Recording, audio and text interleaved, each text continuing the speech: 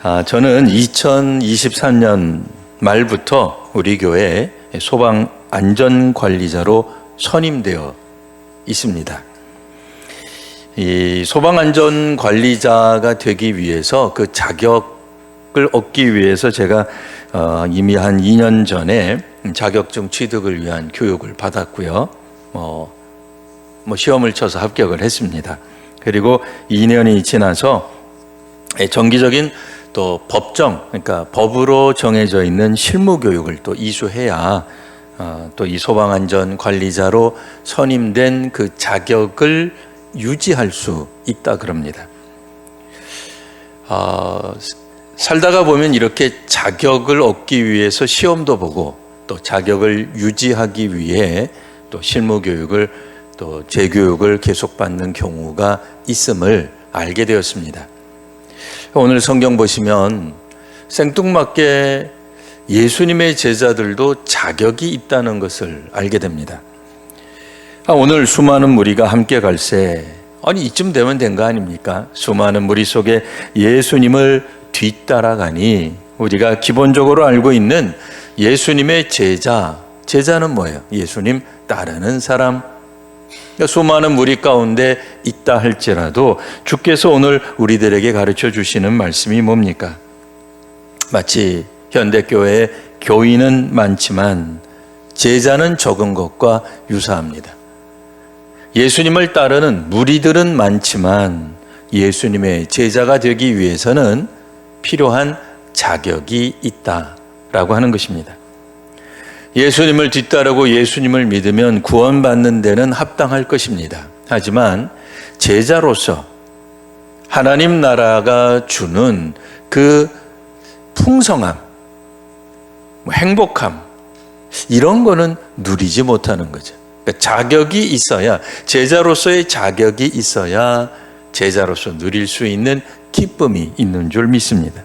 오늘 말씀을 통해서 우리가 예수님을 뒤따르는 것을 뛰어넘어서 제자의 자격이 무엇일까 한번 살펴보겠습니다. 먼저 우리가 생각해 볼 수 있는 것은 오늘 말씀 있는 것처럼 아버지나 어머니나 아내나 자식이나 형제나 자매뿐 아니라 자기 목숨까지도 미워하지 않으면 내 제자가 될 수 없다라는 말씀이 나옵니다. 그러면 미워해야 제자가 된다는 말일까요? 누구도 그렇게 성경 읽지는 않을 겁니다.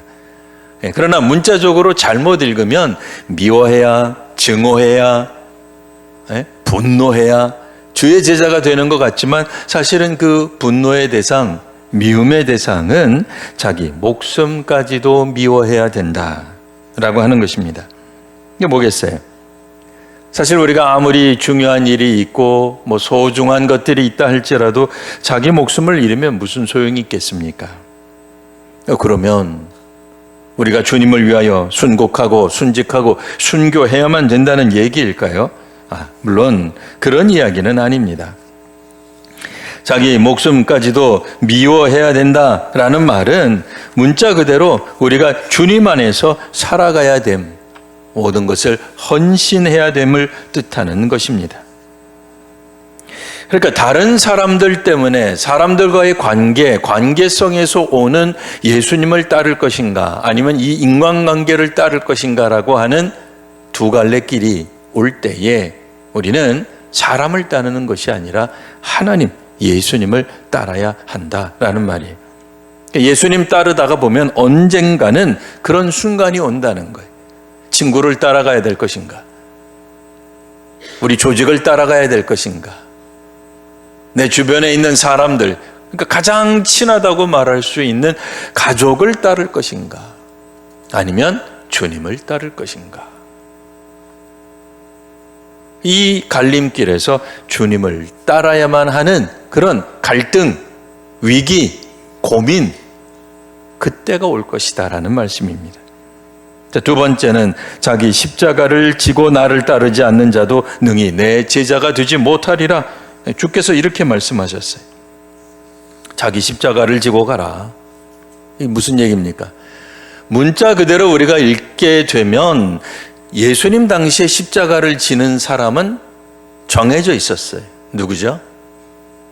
극악무도한 범죄자가 되는 거예요. 그러면 예수님 뒤따르려면 범죄자가 돼야 됩니까?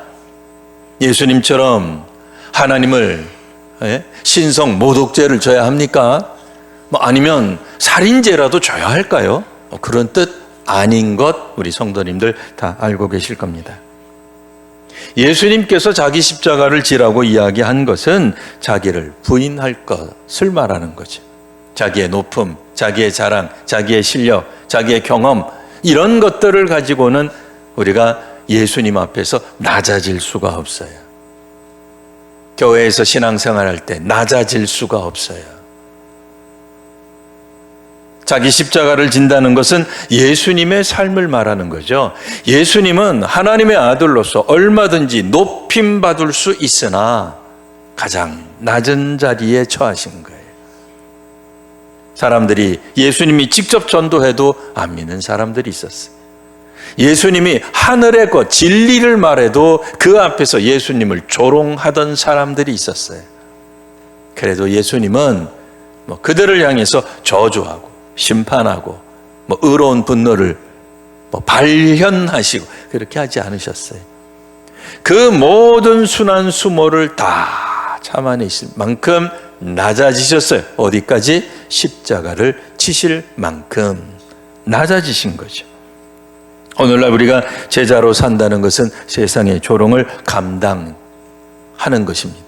그럴 각오가 되어 있으셔야 됩니다. 직장에서 신앙생활 지킬 때 주변에서 얼마나 불편한 시선이 있겠습니까? 학교에서 예수 믿는다는 것을 드러낼 때에 우리 친구들이, 중고등학교 학생들이 얼마나 우리를 우습게 여기겠습니까? 밥 먹기 전에 기도한다. 저거 예수 믿는 애구나. 만만히 보고 우리 뒤통수를 갈겨도 참아낼 줄 알아야 됩니다. 사실 십자가 진다고 하는 게 쉬운 길이 아니죠. 하지만 제자는 그 길을 외면하지 않습니다. 그러니 예수님처럼 구원을 위한 십자가를 지는 것은 아니겠으나 적어도 각자 자기 십자가를 질 줄 알아야 됩니다. 세 번째로 우리가 생각해 볼 때 오늘 두 가지 예화가 나왔습니다. 망대를 세울 때 우리식으로 말하면 이제 건축이죠. 건축 자금이 있는지 없는지 보고 세워야지 그냥 무턱대고 세우고 나서 결국에 뼈대만 남고 건물을 완공하지 못하면 사람들이 얼마나 비아냥 손가락질 하겠느냐. 전쟁을 할 때 우리는 1만 명이에요. 저쪽은 2만 명이에요.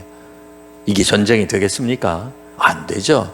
안 되면 어떻게 해요? 세상 사람들은 그냥 화친을 요구할 것입니다. 그러면 이 말은 뭡니까? 예수님 따르려면 뭐 하라는 거예요? 잘 계산해 보라는 거예요. 그러니까 계산적으로 믿어라 그런 뜻은 아니죠. 내가 교회에 헌금한 게 투자한 게 얼만데, 내가 좀 표를 얻으려고 사람들에게 뿌린 돈이 얼만데, 그거 내가 회수하려면 이 정도쯤 돼야 되는 것 아닌가? 그렇게 계산적으로 살라는 이야기가 아니라는 것 다 알고 계시죠? 그런 얘기는 결코 아니에요. 무슨 얘기예요? 예수 믿고 따를 때 그 무리 속에서 있다고 해가지고 우리가 빛나는 보석이 되는 게 아닙니다. 예수님을 따르는 그 수많은 무리 가운데 우리가 어떤 직분을 가지고 있든 이제 한번 계산해 보라는 거예요. 끝까지 예수님 뒤따라갔을 때 나한테 시쳇말로 이익이 되는지, 내가 견딜만한지, 끝까지 갈만한지 생각해보고 갈 각오가 있으면 끝까지 따라오라는 거예요. 그래야 제자가 되는 거예요. 중간에 포기하게 되면 사람들이 손가락질하겠죠. 저 봐라, 웃기네, 우습네, 항존직이라 그러더니 결국은 20년, 30년, 40년 만에 교회를 떠났네, 믿음에서 떠났네, 교회를 저주하고 예수 믿는 사람들 손가락질하면서 이런 신앙 공동체는 나하고 안 맞아 하면서 타교단으로, 타종교로 가버렸네. 그럼 얼마나 우스꽝스러워요. 그러니 예수님을 믿을 때 이렇게 하면은 자격이 안 된다, 저렇게 하면 자격이 안 된다라는 예수님의 말을 듣고 꼼꼼하게 한번 셈해 보라는 거예요. 계산해 보세요. 내가 감당할 만한 건지 감당 못할 것인지.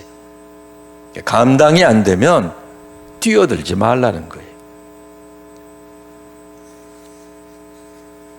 네 번째로 주께서 말씀을 하십니다. 너희 중에 자기 모든 소유를 버리지 않으면 내 제자가 될 수가 없다. 그러면 갑자기 교회 등록하자마자 모든 재산을 사회에 환원하든지 아니면 주께 봉헌하라는 뜻입니까? 그렇게 읽는 분 아무도 없을 줄 압니다. 이거 오늘 그 말씀은 뭐겠어요? 자기 소유를 버리라는 게 뭡니까? 자기 소유를 버리라고 하는 것은 무소유의 삶을 살라는 게 아니에요. 소유의 주인이 하나님임을 인정하고 필요하면 언제든 내려놓을 각오가 되어 있어야 된다는 겁니다. 현실적으로 우리가 볼 때 물질 없으면 뭘 이루겠습니까? 유학 가고 싶으세요? 물질이 있어야 될 거 아니에요. 사업하고 싶으세요? 종잣돈이 있어야 될 거 아니에요. 그러니까 돈 있는 것을 주께서 비난한 것이 아닙니다. 돈 없어야만 영성이 제대로 된다고 이야기한 게 아닙니다.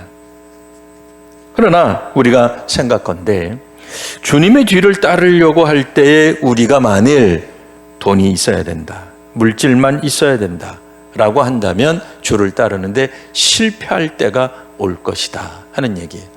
실제로 복음서에 보면 예수님의 제자들이 돈 문제 가지고 예수님께 불평하는 장면들이 몇몇 나옵니다. 대표적으로 오병이어 기적이 벌어지기 전에 주의 제자들은 예수님께 직접적으로 그들의 불만을 토로했습니다.